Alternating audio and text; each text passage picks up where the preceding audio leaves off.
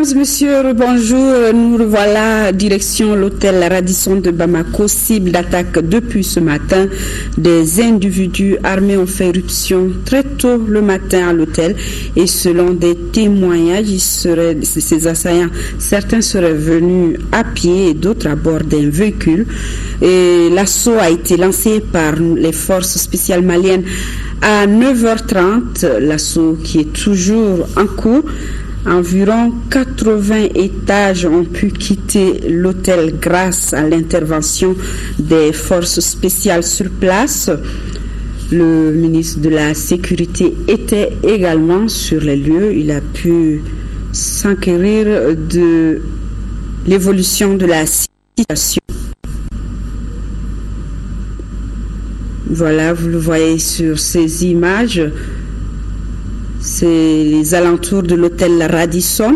L'hôtel Radisson, cible d'attaque depuis ce matin. Et 80 otages ont pu quitter l'hôtel. L'assaut est toujours en cours à l'heure où on vous parle.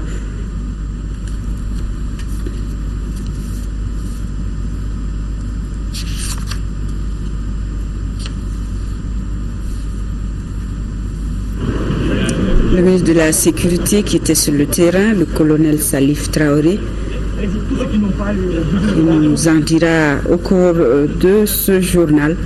Il donnera plus d'informations.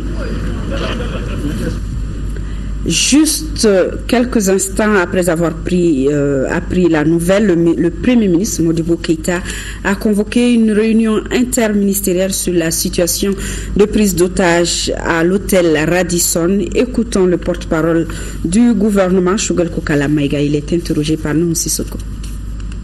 Cette réunion interministérielle autour du Premier ministre, à laquelle ont participé aussi les différents responsables des forces armées de sécurité, avait pour objet de faire le point sur l'événement dramatique qui vient de se passer à l'hôtel Radisson, qui s'apparente à une prise d'otage. Le Premier ministre, après avoir écouté les uns et les autres, a donné une série d'instructions, dont la mise en place immédiate d'une équipe composée d'un certain nombre de ministres et pilotée par le ministre de la Sécurité, à l'effet de faire le point heure par heure afin que les décisions pertinentes soient prises pour juguler cette situation. En matière d'information de notre opinion publique, qui doit savoir exactement ce qui se passe, je crois que le ministre de la Sécurité, qui aura tous les éléments d'appréciation, est chargé de donner une interview pour expliquer exactement ce qui se passe, et le relais va être pris par la justice dans quelques temps afin que notre opinion publique puisse savoir tous les contours de cette question et que nos partenaires étrangers aussi qui sont là et d'autres s'apprêtent à venir dans notre pays puissent avoir la bonne information afin de décider en connaissance de cause. Voilà l'objet de la réunion d'aujourd'hui.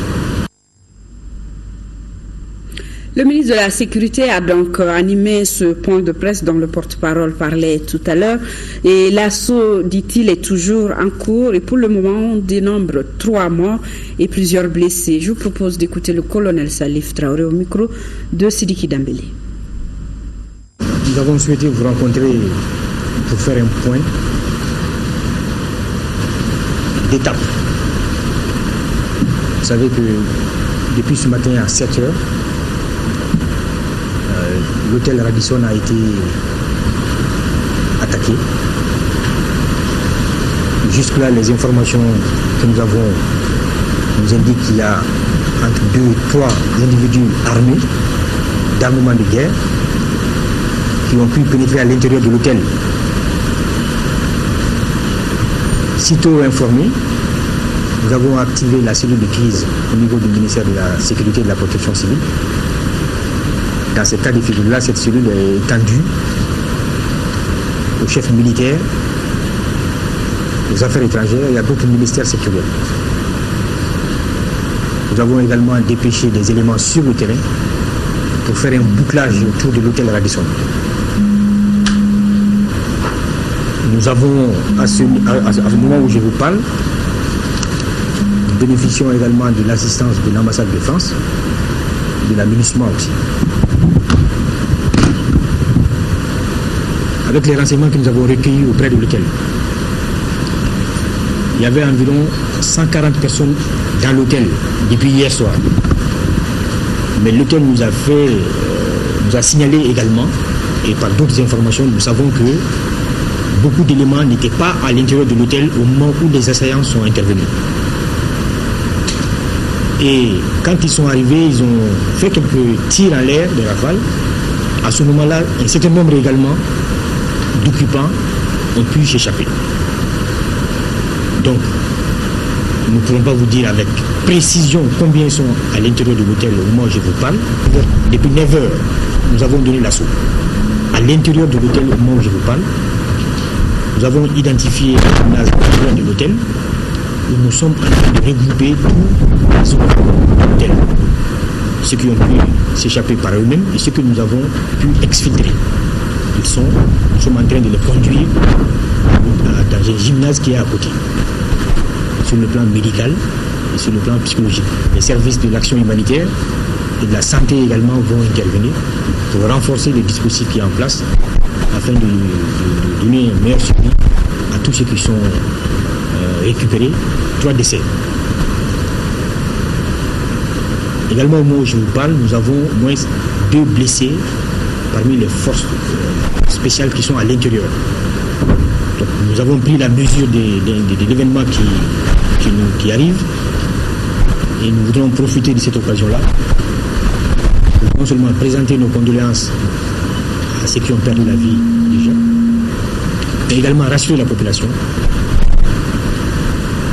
Nous appelons quand même la vigilance de tout un chacun. Nous appelons à la sagesse de tout un chacun de ne pas céder à la panique. Comme vous le voyez, toutes les forces armées et de sécurité sont mobilisées et avec également l'appui de nos partenaires, comme je vous l'ai dit, de la MINUSMA. Les Américains également sont en train de nous apporter un appui à l'intérieur de l'hôtel. Vous avez pu comprendre que beaucoup de points sensibles de Bamako ont été renforcés en termes de sécurité. Également, nous voudrons demander votre intelligence parce que nous avons décidé de boucler un peu la ville et nous avons décidé également d'élever les mesures de sécurité et d'alerte au niveau des capitales régionales. Parce qu'on ne sait jamais. Donc, voilà un peu le point de la situation dont on parle. Étant entendu que l'opération est en cours, nous allons faire en sorte que d'ici la mi-journée ou d'ici la fin de journée, on vous regroupe encore pour vous faire le point de ce qui sera passé juste là. D'ici là, nous considérer les éléments que nous venons de vous donner afin de ne pas contribuer à créer la panique chez nos concitoyens. Vous savez, dans ce cas de figure-là, il y a toujours beaucoup d'informations qui circulent, mais ce que nous vous donnons ont été recoupés. Que nous vous donnons ont été recoupés. Vous avez pu entendre parler de beaucoup d'effectifs, mais les spécialistes qui sont à l'intérieur de l'hôtel, à partir des coups de feu, peuvent identifier combien de tireurs il y a. Donc, nous vous demandons vraiment de tenir compte. Nous allons, nos portes sont ouvertes pour qu'à tout moment vous ayez accès à l'information. Et les mesures sanitaires ont été renforcées selon le ministre de la Santé dans tous les centres hospitaliers de la capitale, notamment à l'hôpital Gabriel Touré, où 6 blessés ont été admis et le ministre de la Santé était sur place. Nous l'écoutons au micro de Al-Jumatina.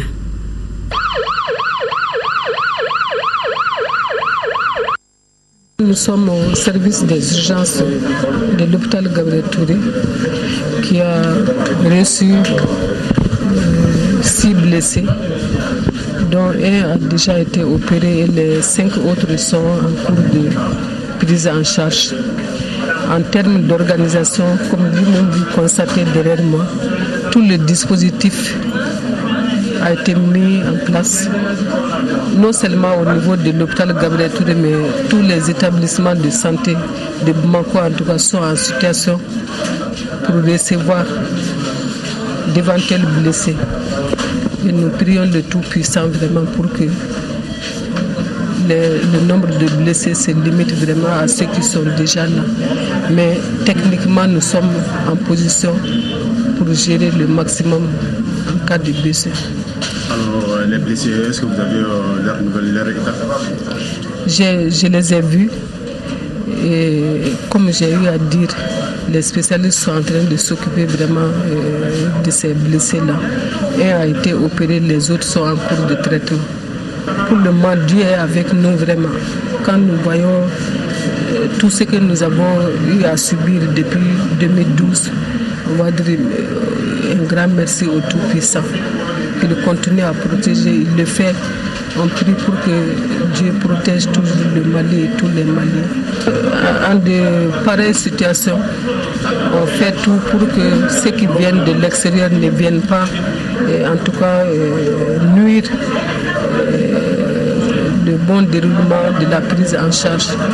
Du coup, donc, la protection civile s'occupe naturellement de nous amener les blessés. Mais au niveau des forces de l'ordre aussi, nous avons un cordon pour essayer de contenir d'éventuels curieux ou bien ceux qui voudraient en tout cas venir pour avoir les nouvelles des blessés. Mais d'une manière générale, comme ça se fait normalement, nous avons la liste et la direction est à la disposition pour ceux qui ont eu vent peut-être de blessés. Les listes sont disponibles avec la direction de l'hôpital pour que l'information puisse être donnée rapidement aux familles. À présent, nous vous proposons quelques images de l'entrée de l'hôtel avec les scènes d'exfiltration des otages par les forces spéciales maliennes appuyées par les forces françaises et américaines. Tout le monde est là? Bon, allez, j'arrive tout de suite, j'arrive. C'est pour ça qu'après, il faut qu'on arrive tout de suite. C'est bien, les renforts avec moi là, on va avec le groupe. Allez, les gars, allez. Tous les renforts. Ça, il travaille ici.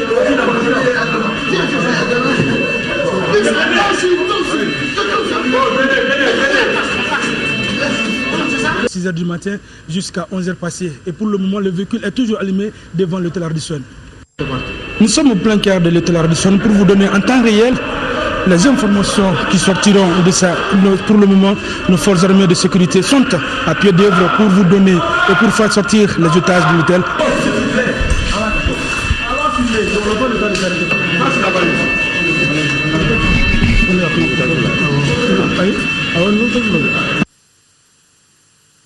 Alors, le thème est là toujours pour vous donner en temps réel les informations sûres et réelles de l'hôtel Radisson. Merci Abdul Karim Kaba, vous avez pu apercevoir à l'entrée de l'hôtel cette 4x4 Toyota avec les portières ouvertes. C'est celle-là que les assaillants ont utilisée et le véhicule est toujours en marche depuis leur arrivée jusqu'au moment où notre reporter nous envoyait ces images. La justice s'est saisie déjà du dossier. Une enquête est ouverte selon le procureur du pôle judiciaire spécialisé Boubacar Sidiki Samaki que je vous propose d'écouter au micro de Khadija Toukone. Nous savons que depuis ce matin, déjà à 6 heures, l'hôtel Radisson fait l'objet d'une attaque par un certain nombre d'individus qui ne sont pas encore identifiés, mais tout porte à croire qu'il s'agit d'attentats terroristes.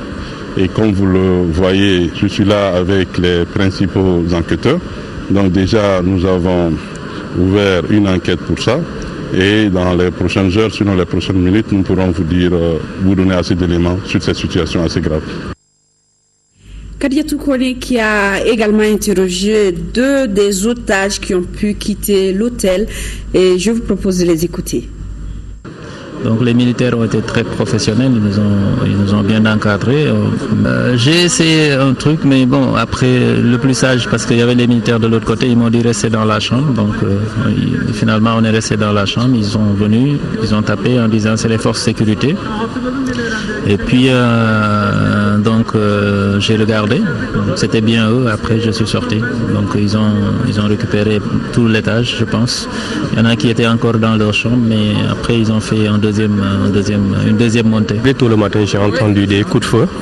Bon, tout à fait au début, je pensais que c'était des pétards ou quelque chose comme ça. Je ne pensais pas que c'était une prise d'otage. Ensuite, ça a continué. Ensuite, on entendait l'alarme de l'hôtel. Moi, je suis sorti un instant même parce que je ne pensais pas que c'était une prise d'otage. Je suis sorti pour aller au resto. J'ai pris le couloir et j'ai vu qu'il y avait beaucoup de fumée. Ensuite, je suis retourné dans ma chambre pour rester là-bas. Et à un moment donné, il y a les forces maliennes qui sont venues nous récupérer. Ils nous ont dit que ils ont frappé à nos portes pour dire que c'est la sécurité. Ensuite, on était un petit groupe. Ils nous ont évacués par les escaliers. Dieu merci, on est sains et saufs actuellement. Voilà ces otages qui ont pu être donc exfiltrés de l'hôtel Radisson. L'actualité, c'est l'assaut qui se poursuit et le président de la République au sommet du G5 sur la sécurité à N'Djamena a écourté son séjour. Il sera à Bamako dans les prochaines heures et sa déclaration qui vous parviendra dans très peu de temps. C'est tout pour ce journal. À très bientôt.